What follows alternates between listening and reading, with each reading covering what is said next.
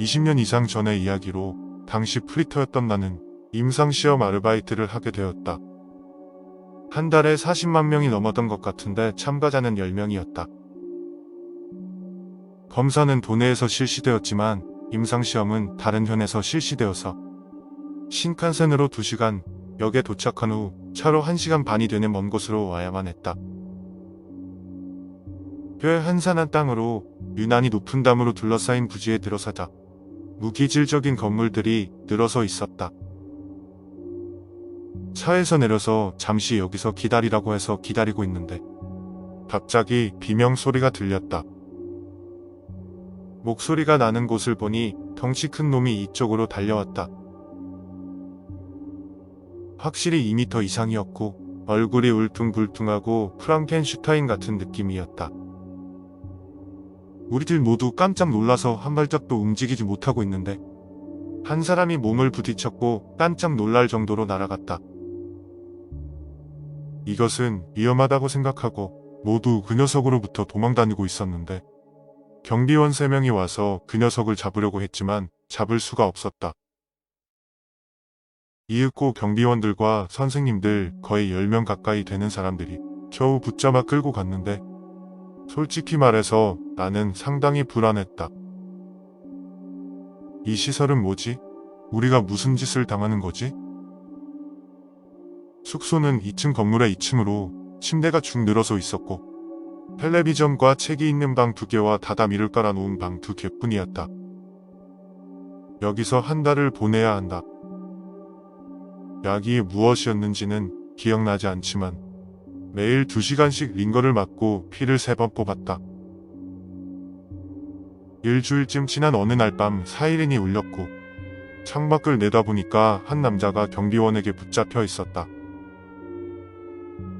무슨 일이 있었는지 궁금해서 창문을 열었더니 싫어? 이제 정말 싫어. 제발 돌아가게 해줘. 붙잡힌 남자는 이렇게 말하고 있었다. 잠시 후 숙직 간호사가 오더니 신경 쓰지 말고 빨리 자라고 재촉을 했다.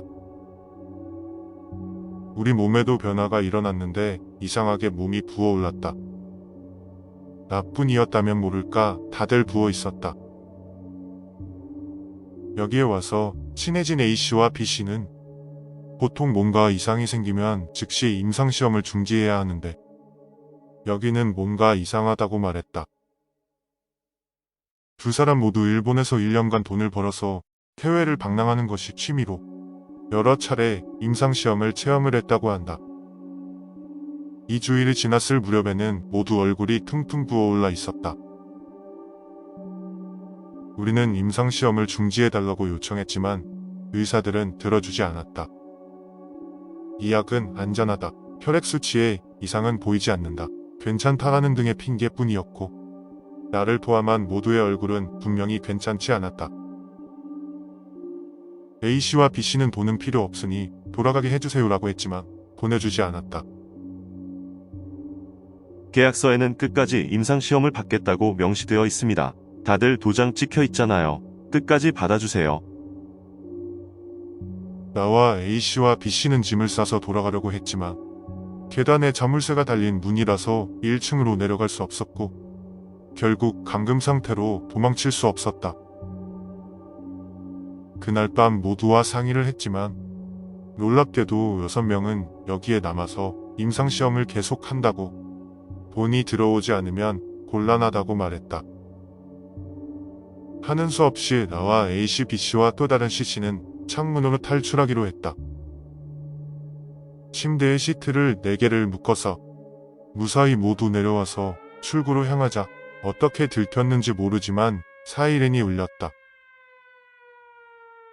출구로 갈 여유가 없어서 2m가 넘는 담을 기어올라 밖으로 나왔다. 밤 12시가 넘었고 주변에는 아무것도 없었는데 심지어 가로등도 없었다. 그렇게 걸어서 역에 도착한 시간은 아침 7시가 조금 넘었고 신칸센 요금 없이 완행으로 도쿄에 가서 집에 도착한 것은 밤이었다. 지쳐서 자고 있을 무렵 그 시설에서 전화가 왔다. 무슨 생각을 하고 있는 겁니까? 하루라도 링거를 맞지 않으면 다시 처음부터 다시 시작해야 합니다. 여기로 돌아오시지 않으면 법적 수단을 강구하겠습니다. 나도 너희들을 고소할 거야. 그러고는 전화를 끊었다. 다음 날부터 고열이 10일 정도 계속되어서 알아누웠다. 온몸의 붓기는 서서히 빠졌지만 결국 낫는데 한 달 가까이 걸렸던 것 같다. 시설에서는 그 후로 한 번도 연락이 없었지만 남은 사람들은 괜찮았을까?